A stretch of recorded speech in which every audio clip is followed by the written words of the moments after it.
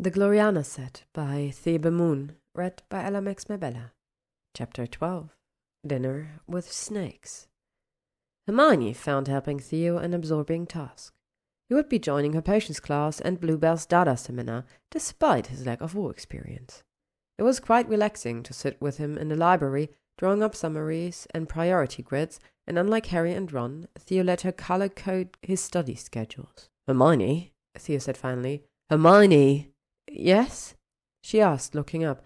"Do you need me to annotate the—" "Sweet salsa, you are relentless," Theo said, standing. "It's dinner time." "I'm not hungry," she said, waving her hand to rearrange his schedule again. "He can't do the sentient transfiguration essay before the non-sentient essay. How can I make it—" "Well, I am, and we are leaving right now." He grasped her hand and pulled her to her feet. "But our books, our notes—" "Nobody would dare to touch Hermione Granger's notes," Theo said decidedly. "Let's go." He pulled her all the way to the great hall and retained her hand even as they entered. The environment in the hall was subdued, and any noise stopped completely as people saw their clasped hands. "Theo," she hissed, "people are going to think acquaintances, remember?" "Inter-house unity," he said. She halted. "Of course," she said, pulling her hand back. "You want me to join your house for dinner?" He looked down at her, his green eyes serious. "We, as a house, did not write that message, nor do we support it. Show everyone that you believe that, please." "This is quite Slytherin of you," she said. "Yes, it is." Theo lowered his voice. "I'm asking you to do this for us, just one time. But that isn't why I want to be acquainted." Hermione looked up at him, considering. Theo wasn't as tall as Malfoy, so talking to him up close was a bit more comfortable. Talking to him in general was more comfortable. And she liked his plan. She didn't believe the entire house was behind the message, and even if a Slytherin had cast a spell, and she was by no means convinced of that, it was unfair to blame the rest of the house. She looked over at the Slytherin table, and the sight of the little first-years silently hunched over their plate settled the matter. "Will you follow my study schedules if I sit with your house tonight?" she asked Theo. He smiled. "Most faithfully." "Lead on, then." Their footsteps were loud in the deathly quiet hall as Theo led her to 2 empty seats opposite Malfoy. There were always empty seats around Malfoy. All the Slytherin males stood at her arrival and waited for her to sit before resuming their places. Malfoy's face was expressionless, but the fingers on his right hand drummed lightly on the table. Hermione hated her sudden impulse to place her hand over his to stop. "Malfoy," she said politely. Anything worth doing was worth doing well. "Granger," he responded. "Pumpkin juice?" "No, thank you." "Apple cider?" Theo asked, the glass pitcher at ready. "Yes, thank you," she said. Malfoy looked affronted. "Damn it, Malfoy, I just like cider better." Theo's smug smile didn't help. "Nice to see you, Hermione," Zabini said from further down the table. "Good party last night." "Thank you all for joining us," Hermione said, forcing a smile.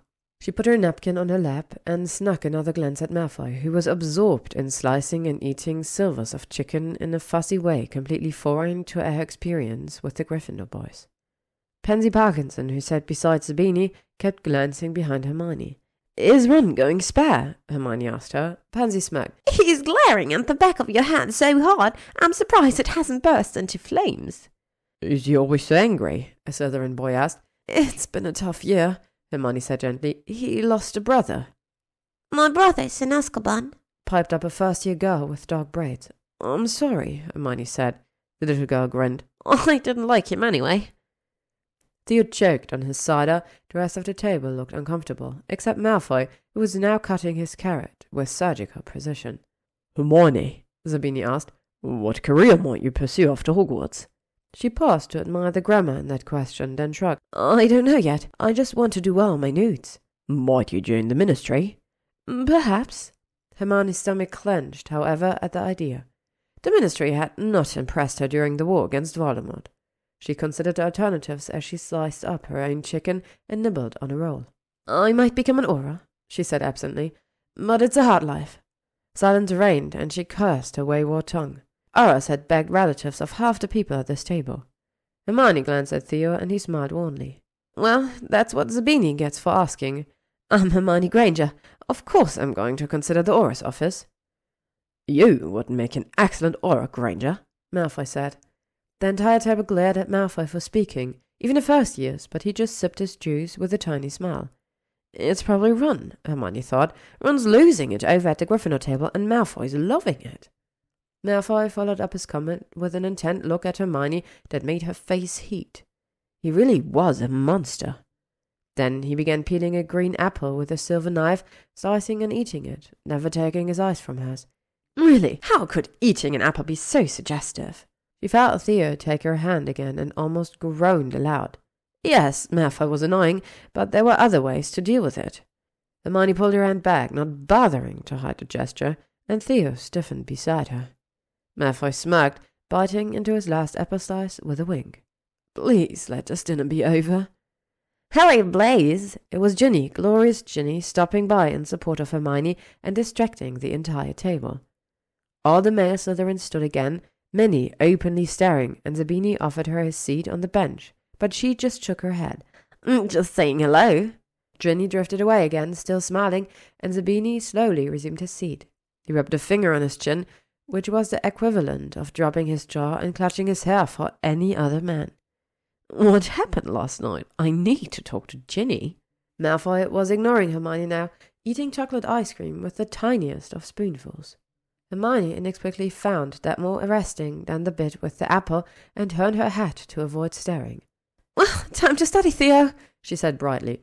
"But dessert," he began. "No time." She bolted to her feet, which prompted every male Slytherin to stand again. "Thank you, everyone. It was a lovely dinner," she said, and strode off to a chorus of thank yous and good nights, vowing never to put herself through that again. Ron caught up to her at the doors. "Hermione, can I talk to you, please?" He ignored Theo. She bit her lip. Ron actually sounded sane. He was still a friend and deserved an explanation. She turned to Theo, who looked slightly irritated, either by Ron or the loss of ice cream. Or both.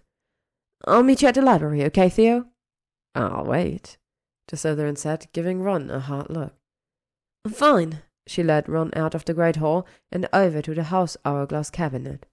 The Hufflepuffs were still ahead in house points, but there was a suspiciously large pile of emeralds in the bottom of the Slytherin glass.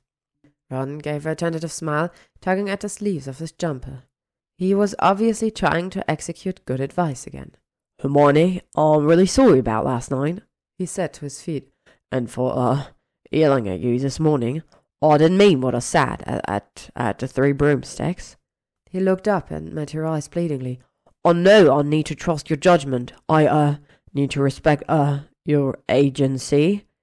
Hermione fought the urge to giggle as he continued before finally nodding and patting his arm in acceptance of his apology.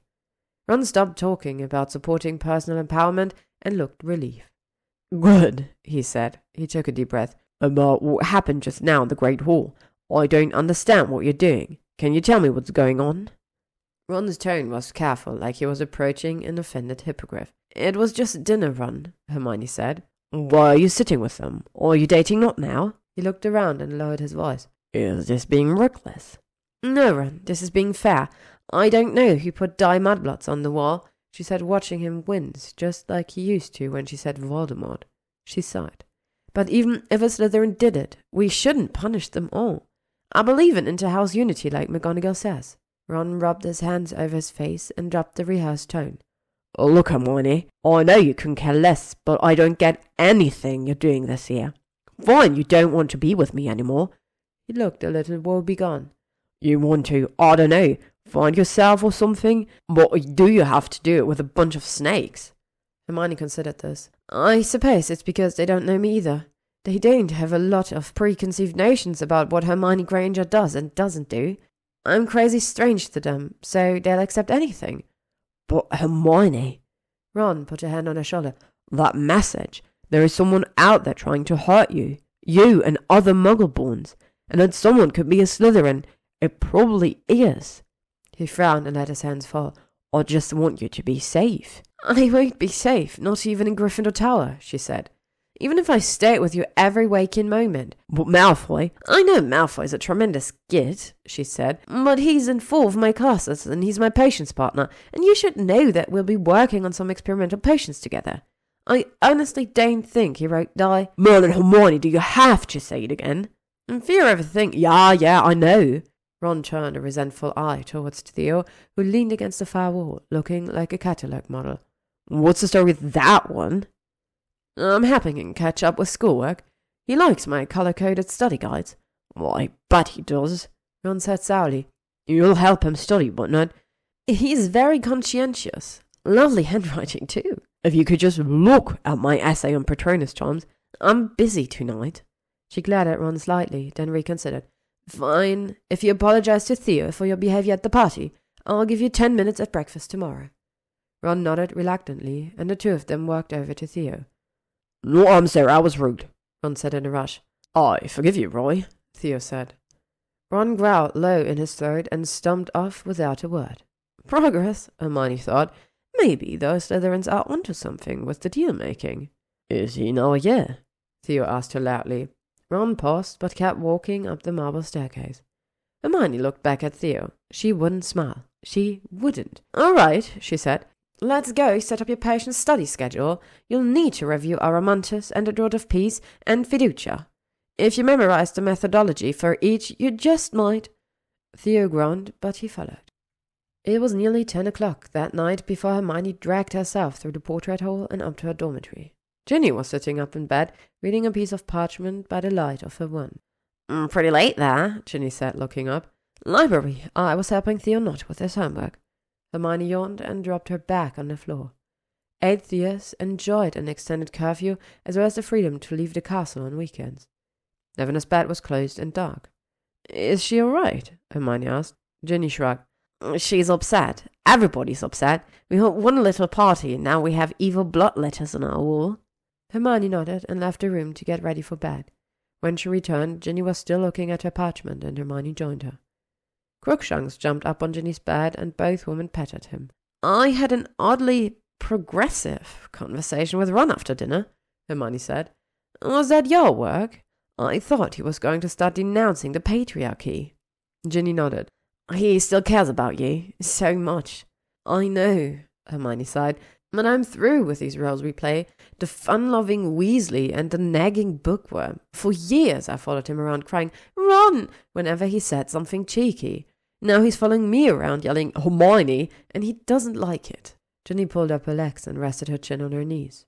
Her brown eyes, darker than Hermione's, almost black against her pale face and halo of gleaming red hair. You may have something there, she said. I know Ron's really trying, but I don't think we can go back. Ginny sighed. I get it about the roles. It's rather like me and Harry. Maybe he loves me, but not as an equal. He feels responsible. Her eyes were sad. He refused to sleep with me, Hermione, over the summer. Didn't feel it was right. Said I didn't know my own mind. Give him time, Hermione said. He's felt responsible for the Wizarding World for 7 years. He hardly knows anything else. I asked him today about the blood messages, and he wrote me this note, telling me to stay in my room between classes and never be alone. Ginny crumbled the parchment in her fist. That doesn't even make sense. I'm not a target. Did Harry send a note telling you to hide? Hermione stroked Ginny's hair. He still thinks of the Chamber of Secrets. I was 11, Ginny snapped. You and Harry and Ron fought a troll and defeated a Cerberus at 11. I'm not 11 anymore. I'm a prefect and a war veteran, and I will not stay in my room. Hermione hacked her. I know. If Harry insists on seeing me as a little girl, there are others who don't. Zabini, be careful there, Hermione said. Ginny snorted. You're the one to talk, and I like Blaze. He doesn't treat me like I'm 11 and stupid. He makes me feel sexy, desirable, almost dangerous. You obviously never been with a Gryffindor before. She stared into space, a sole smile on her lips. I like the roles we play. Hermione swallowed hard. Those Slytherins. Ginny's eyes focused again on Hermione.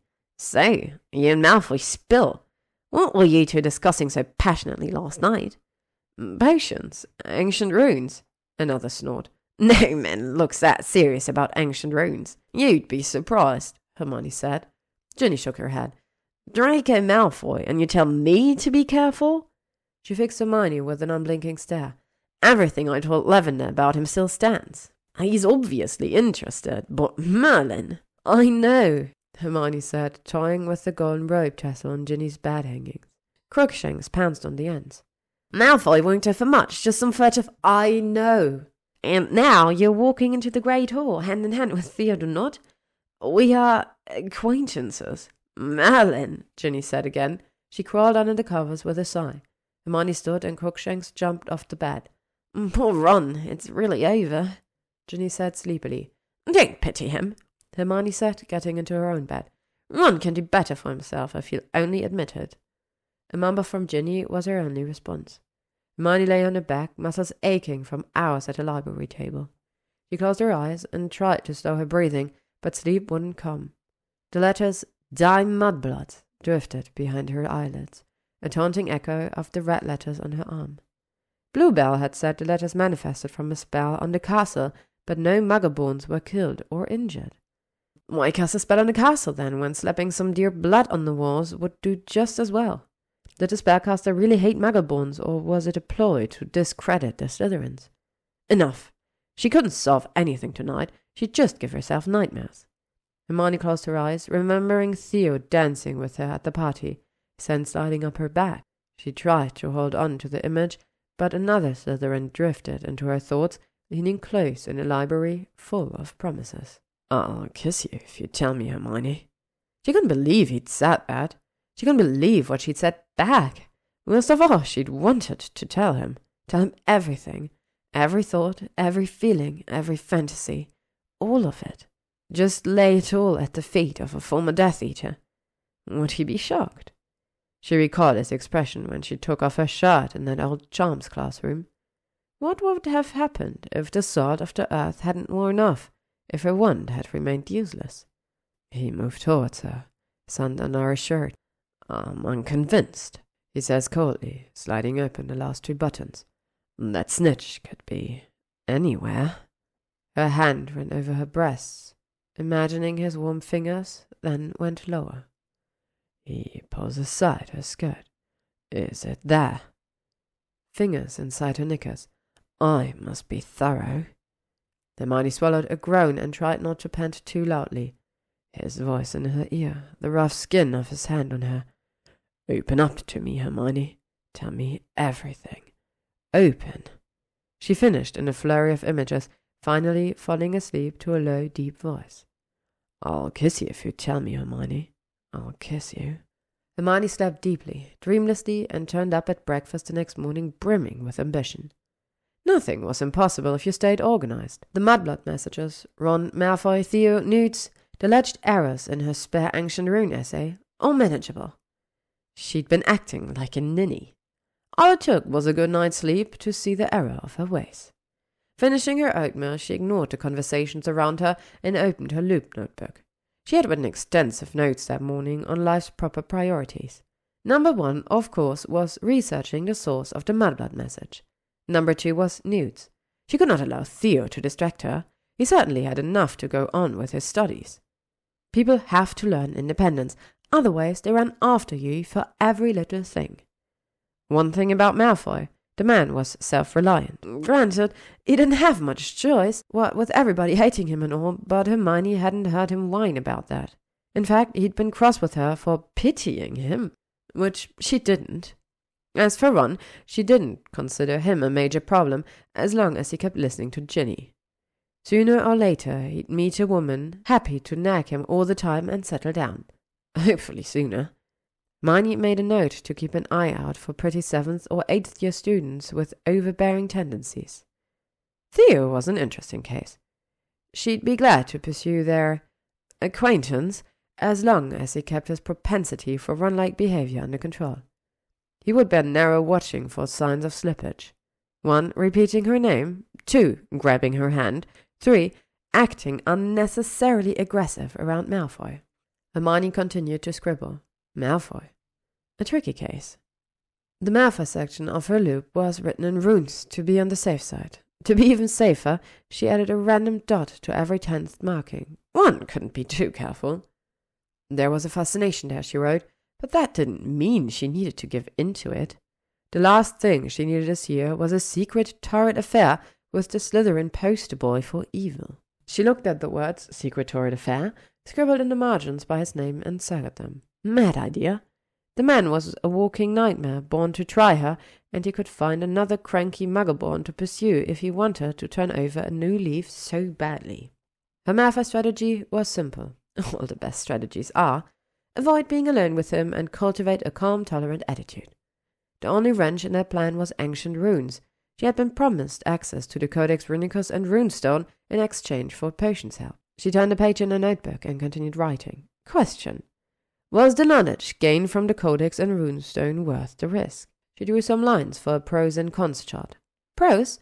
Such high-level knowledge couldn't be gotten anywhere else, certainly not from Hogwarts' criminal travesty of a textbook. She was considering a career in magical archaeology, and missing a chance to understand those ancient languages was unacceptable. After graduation, Malfoy would take both manuscript and stone home again, and all that knowledge would be lost once more. She could use those artifacts to improve the Ancient Runes textbook and benefit all of Wizarding Society, despite his selfish ways. One must take risks sometimes in service of a higher cause. Cons. Doing anything on Malfoy's term was a recipe for disaster. At best, she'd be distracted and unsettled by his presence. At worst, she'd find herself carrying on with the most irritating men in school and one of the most notorious in the wizarding world. Pouring herself another goblet of apple cider, Hermione looked at her chart with satisfaction. It was an excellent summation of her dilemma, very cogent and well organized. It was also an utter failure, since she still had no idea what to do, but sometimes orderly thinking was its own reward. Hermione, Ginny asked, why are you giggling at your notebook? I thought you were finished having little conversations with your school notes, Neville said. I haven't seen you do that since 4th year. Hermione looked around at the table. Everyone was staring except Ron, who was madly scratching at his charms essay. I don't know what you're talking about, she said, and returned to her notebook. Some people didn't know how to have fun. Ron pushed his essay at Hermione, and she shook her head as she scanned the slightly crumpled scroll. His discussion of corporal versus non-corporal patronuses was woefully inadequate, and he completely failed to mention that a caster's patronus shape could change after great shock or emotional upheaval. She didn't mind, however. Revising one's essay meant she couldn't leave for ancient runes until the last possible moment, thus successfully avoiding her life's trickiest priority. Virtue often brought its own reward. Advanced runes continued to be saltifying, expanding on general principles and not even approaching the Elder Fu box, the oldest magical runic alphabet. Malfoy began carving indecent comets in runes on his desk, which at least gave Hermione something to look at. She sent him a scroll with suggested edits, but Malfoy always was an ungrateful person. Persians was not nearly so placid. Slughorn asked Hermione and Malfoy to assist their classmates with fiducia, but nobody would let Malfoy near them. So he was exiled to the head of the class, where he held Slughorn's pocket watch and called out seconds in a bored tone. Hermione and Slughorn, on the other hand, were swamped, dashing between tables to keep students on track. After an hour, only 2 teams remained in the running. Slughorn coached a pair of Slytherins, while Hermione stood by Neville and Pavati, whispering instructions while Malfoy counted off seconds. As it became apparent that the 2 pairs might actually pull the potion off, Malfoy's voice turned smooth and efficient, and Hermione began to feel that same strange connection between them as she listened for the next mark. It unsettled her, and when the successful teams put their spoons down and the class applauded, she couldn't help glancing at Malfoy. He looked back at her with unusual seriousness,